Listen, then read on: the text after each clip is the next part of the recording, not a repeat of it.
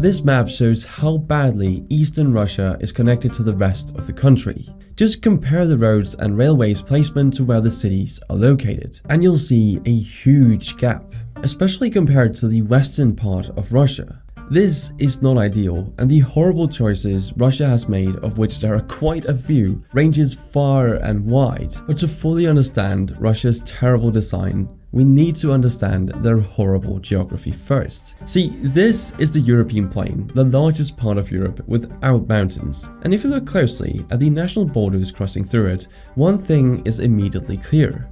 Can you see it? Anyone wanting to invade Russia from the west just has to send their troops across this flat land. It's a glaring weakness in Russia's geography, and using this against them is not a new idea, as foreign armies from Napoleon to the Nazis have marched across this plain to invade Russia 5 times in the past 500 years. It's the reason why the Russian Empire invaded Poland, why the USSR went beyond Russia's borders, and is a major motivation for Vladimir Putin's invasion of Ukraine. It isn't the only way Mother Nature has cursed Russia, however, but just to be clear, a country's geography is one thing. How they design their country around this geography is what's truly interesting and what makes it either greatly designed or terribly designed. And Russia has done an exceptionally terrible job in this department, but I don't think you fully realize the geographical position Russia is in. See, 10 million square kilometers of the country is covered in permafrost, meaning the soil is permanently frozen, making it extremely inhospitable for growing food. And this permafrost is the reason behind Russia's first terrible design choice. See, during the Soviet era, Russia built 5-story prefab commie-block buildings to house 127 million people around the entire country. In Siberia, however, these buildings were built on pile foundations to prevent the building's heat from melting the permafrost. As global warming intensifies, even in the coldest part of the Siberian tundra, buildings designed for permafrost could become structurally unstable and even collapse. And there's quite a few of these homes. But even though Russia was dealt a bad hand with geography, at least in some places, what's shocking is how humans have made the problems so much worse. Let's take a moment to compare Russia with South Korea. I think this is quite interesting. In 1991, the two countries' per capita GDP adjusting for cost of living was about the same, with slightly more than a $1,500 difference between the two. That means the average Russian had about as much money as the average South Korean. But while South Korea was developing into a diversified economy, producing high-tech innovation and world-class companies like Samsung and Hyundai, Russia became reliant on oil income. And therefore, in 2021, the gap between the two countries was over $14,000, nearly 10 times more than 30 years prior. This outcome is the result of decisions made by each country's leaders, and it seems one country turned out a bit better than the other. But anyway, according to a report by British think tank Chatham House, 3 systematic issues plague Russia's infrastructure: throwing money at the problem, corruption, and politics. But when you look closer, these 3 issues reappear in many of the country's institutional problems, like its military. While I'm sure it was never intentionally designed this way, somehow these issues are now just how Russia works. So let's take a closer look at why Russia is actually so terribly designed. To start, I think we can't overestimate the role of nature. Despite being the world's largest country, spanning 2 continents, much of Russia's land isn't hospitable to humans. This is why most of its population lives west of the Ural Mountains in the European side of Russia. The Eurasian steppe, land covered in fertile black soil useful for agriculture, ranges from Ukraine to Kazakhstan but only makes up a small portion of Russia. Still, I will admit, it's impressive that from this small portion of its territory, Russia has managed to become the world's largest exporter of wheat. This is, however, one of the only nice things I have to say about Russia in this video. So on that note, let's talk about their military. Spoiler, it's not great. See, it's remained largely unchanged since the Soviet era. While it was previously feared as the world's second largest military, with supposedly modern equipment and well-trained soldiers, the war in Ukraine has exposed it for what it truly is: outdated and ill-equipped due to decades of corruption. Nowhere is Russia's vulnerability as exposed as in the recent efforts by the Wagner Group to overthrow military leadership. Despite attempts to increase security, the military headquarters in the southern Russian city of Rostov appear to have been breached. There are over 100 media sources reporting this story, all saying something slightly different. When we look at Western headlines, Wagner claims to have taken over Rostov. Quote, Rostov military sites are under control. We can see a slightly different story being painted based on the words they choose to frame it. The Russian media is reporting a very different story. Quote, Rostov region cancelled all mass events. Authorities urge Rostov residents to stay inside, indicating just how high risk and vulnerable the citizens of the city are. To get the full picture of this story, I'm looking at the website by Ground News, a platform that combines local and international news in one place so we can see all sides of every story. In this way, we were able to get an international perspective that would otherwise be hard to find, as well as see how powerful the media can be in shaping public opinion. To read more, go to ground.news/OBF and subscribe through my link for unlimited access. Thank you to Ground News for sponsoring this video. Due to its advantages in sheer number of troops and material, Russia's military still ranked second in the 2023 Military Firepower Index, but the report noted that China was closing in on that spot as its military becomes stronger. So what's to blame for this problem? It turns out to be the three same issues as before: throwing money at the problem, corruption, and politics. We can see a clear example of how Russia throws money at the problem with the recent mass mobilization of drafted soldiers. While the number of conscripts is certainly large, they didn't provide them with adequate training or equipment. While this approach may have worked in the past, like during the Battle of Stalingrad in World War II, where over 1 million Soviet troops died, it doesn't seem like an effective 21st century strategy. According to US and EU officials, Russia has already lost around 180,000 troops since the war started a year ago, already more than 10 times the 15,000 soldiers who died in the 9-year Soviet war in Afghanistan, a war that led to the fall of the Soviet Union. Russia has turned to conscription to add hundreds of thousands of new troops as its battlefield casualties mount, but drafting soldiers with zero experience requires training and around $80,000 to properly equip each soldier. It's clear this isn't happening as the lack of supplies, outdated equipment, and insufficient training for new Russian conscripts in Ukraine has made headlines. And despite the billions spent upgrading Russia's military, it's now clear that much of that money was stolen by corruption. To make matters worse, outdated Russian weapons are suddenly no longer attractive to a once lucrative export market. To put things in perspective, Russia was the world's second largest arms exporter in 2021, after the United States of course. From 2016 to 2020, Russia sold $28 billion in weapons to 45 countries. India, China, Algeria, and Egypt made up nearly 70% of the buyers. With Russia's attention focused on the war in Ukraine and its most sophisticated weapons needing sanctioned chips, many are wondering what future there really is for Russian arms exports. And politics is clearly a main factor in a war that ultimately benefits one person: Vladimir Putin.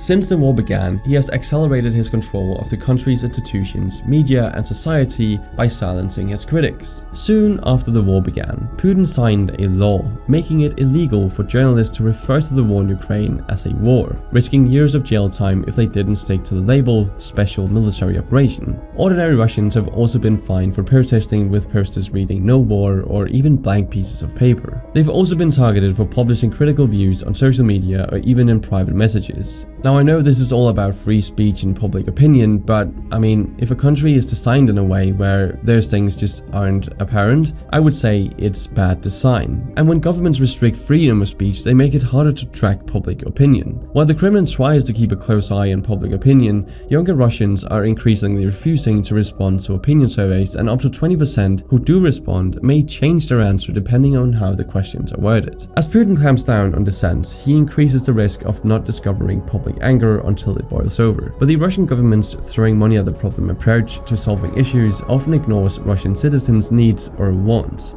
or even the realities on the ground. Take for example Vladivostok, a major city in Russia's Far East. The Russian government spent $21 billion to prepare the city to host the Asia-Pacific Economic Cooperation Summit in 2012. This included airport upgrades, building a new university, and 4 bridges. That included the Rushki Bridge, the world's longest cable-stayed bridge, which connects downtown Rushki Island. The project moved the main campus of Far Eastern Federal University from a convenient downtown location to the island of 5,000 inhabitants and replaced the ferry service that took locals from the island to the city center. While that might sound like a good thing, it shuttered waterfront businesses and turned a 1-hour commute by ferry into a much longer ride involving treacherous dirt roads and multiple bus changes. Mia Bennett, a researcher from the University of Hong Kong who investigated the issue, took nearly 2 hours to make the trip. So what this shows is that Russia's local and federal governments prioritize glitchy projects with little real-world benefit over fixing problems. This isn't an isolated incident either, as we can see with the 2014 Winter Olympics in Sochi or the 2018 World Cup. And while it wasn't a complete vanity project, the $3.7 billion Kerch Strait Bridge connecting Russia to its occupied territories in Crimea was prioritized over a bridge to the city of Yakutsk in Siberia. Just 4 years after it opened, the Crimean Bridge, which is the longest in Europe, was badly damaged in an explosion.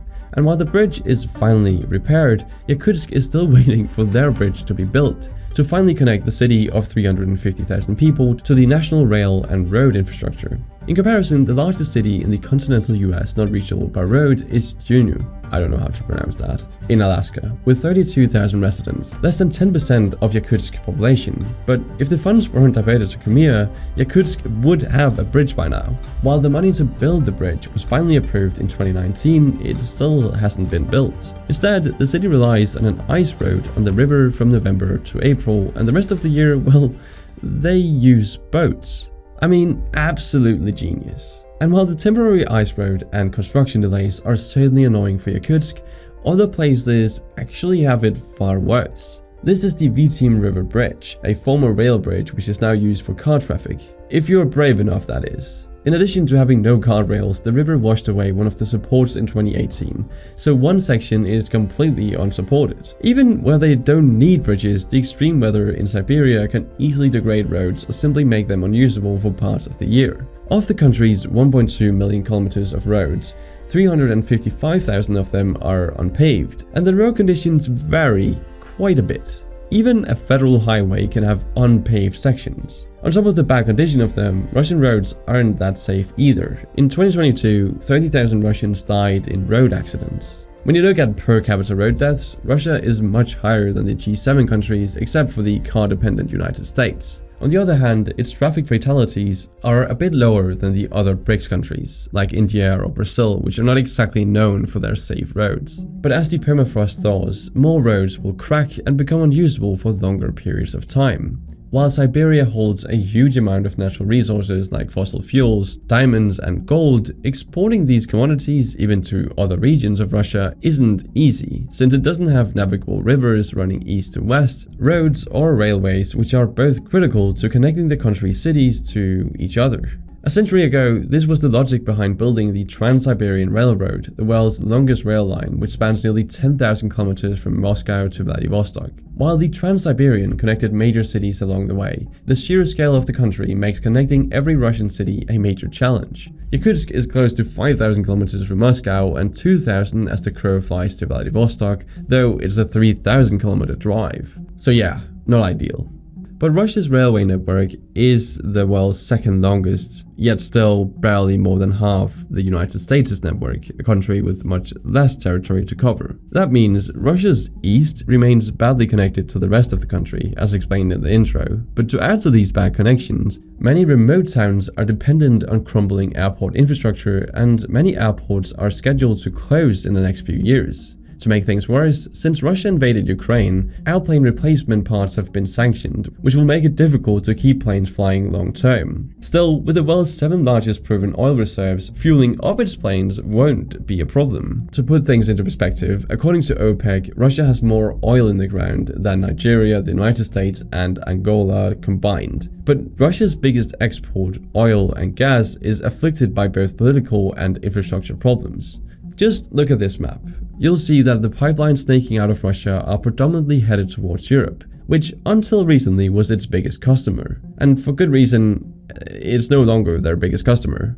And before the end of 2022, the EU had already found many alternatives to Russian gas and is pushing even harder for a future without fossil fuels. While Russia continues to drive away European customers with the war in Ukraine, it hasn't been able to make up for it with exports to China. but that's not China's fault, as its appetite for natural gas is expected to climb over the coming years. The problem is Russia simply doesn't have enough pipelines heading east. Over the last few years, they have built 2 major pipelines, the Power of Siberia and Espo pipelines, but it still just isn't enough. To put things in comparison, in 2021, Europe imported 155 billion cubic meters of Russian gas. In 2022, Russia exported 15.5 billion cubic meters to China, plus another 8.8 billion of LNG shipped by train. By 2025, Russia hopes to increase that to 48 BCM and 88 by 2030, but of course we should take these projections with a grain of salt as they're coming from Putin himself. Although what it shows us is that, well,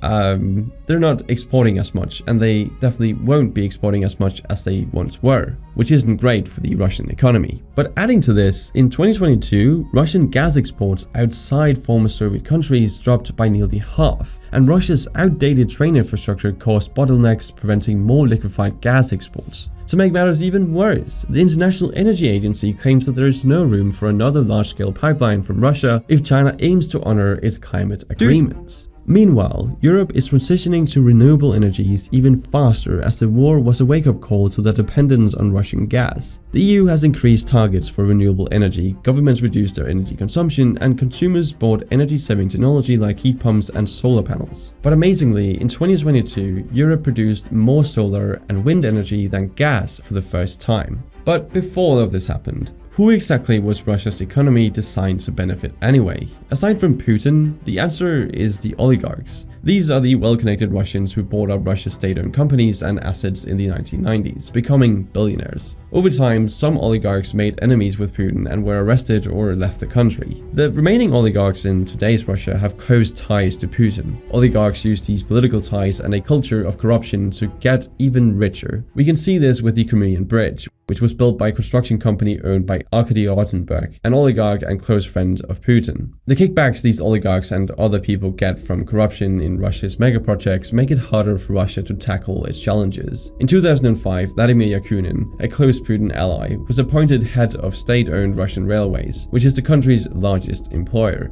In addition to the $15 million annual salary he allegedly received as the head of the company, his decade-long tenure at the company was clouded by corruption allegations. While the country's first high-speed rail line opened while Yakunin was in charge, no other lines have been built since, with one line running between Moscow and St. Petersburg and another between Moscow and Nizhny Novgorod. But let's talk about their trains. The Sapsan train has a top running speed of only 250 kilometers, which is technically high-speed rail, but it's much slower than other countries. I mean, let me put it into context. The top operating speeds of France's TGV and Japan's Shinkansen is 320 kilometers an hour, while China's G-class trains can reach 350 to 400 kilometers an hour.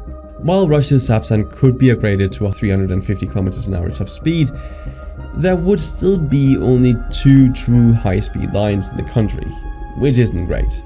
In stark contrast, China has built over 40,000 kilometers of HR lines since 2008, making it the world's largest HSR network. In 2014, China proposed to build a high-speed train from Beijing to Moscow. 2 years later, it even offered a loan to build a line with its own train technologies.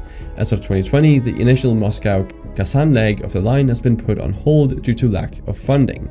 But trains aren't exactly a priority right now, as Russia's economy starts to feel the effects of sanctions. After the invasion of Ukraine a year ago, the oligarchs have lost almost half of their net worth, and as Putin feels increasingly cornered by Western sanctions and a lack of progress in Ukraine, some geographic weaknesses that seemed minor suddenly take on more importance. Between Russia-friendly Belarus and Russia's exclave of Kaliningrad, that seemingly random piece of Russia in the Baltic states, there's a 100-kilometer gap, known as the Suvalki gap. The line straddles the border between Poland and Lithuania. The main issue for Russia is that this is the only land connection between Russia's sphere of influence and Kaliningrad, where their Baltic Navy fleet is located. While it was once a non-issue when Lithuania was part of the Soviet Union and Poland a Soviet satellite state, today the two countries are EU members and crucially both NATO members. So if Russia were to invade the gap, it would cut off the Baltic countries from the rest of NATO. For the time being, NATO has increased its troops in the Baltics and Russia has bigger priorities in Ukraine. While this video focuses on the negative sides of Russia, of course not everything about the country is terrible. Moscow's metro network with its 2 ring lines is quite impressive. In fact, it's the 4th busiest metro system in the world. But it highlights 2 truths about how Russia is set up. First is that the best government investments like airport upgrades, metro lines, high-speed trains or other projects are mostly concentrated in Western Russia, especially Moscow and St. Petersburg. This makes sense as it's where the country's population is concentrated, but it exacerbates the different levels of development between Siberia and Western Russia. The other is that most of the network was built during the Soviet Union. It's clear when you compare the palatial Soviet-era metro stations to the sterile modern ones, they don't make them like they used to. Increasingly, it seems Russia doesn't even have the money to go through with these projects. The war is certainly making an already not great situation worse. For one, some of Russia's brightest people have left. 500,000 to 1 million Russians have left in the past year, including many young men avoiding conscription. To make things worse, Russia is reportedly now drafting university students to fight in Ukraine, meaning its best and brightest could die on the battlefield. Russia is becoming increasingly dependent on China for trade and as a market for its energy. Since the war started, Chinese brands from products like smartphones or even cars have taken off in Russia as a replacement for sanctioned goods. But regardless of the short-term effects of the war, whether Russia wins or loses or what happens to Putin, the war will have a long-standing effect on Russia's economy and population. Long-term growth forecasts have been slashed since the war began, and the fact that the Russian economy failed to diversify and is still dependent on natural resource exports doesn't bode well for the future. While Russia seems like a fascinating place with a ton of potential, I'm afraid to say the way Russia is currently designed is terrible. But at this point, it's hard to say where things will stand just a year from now, let alone a decade or even more. But that's it for this video. Thanks for watching, and I'll see you in the next one.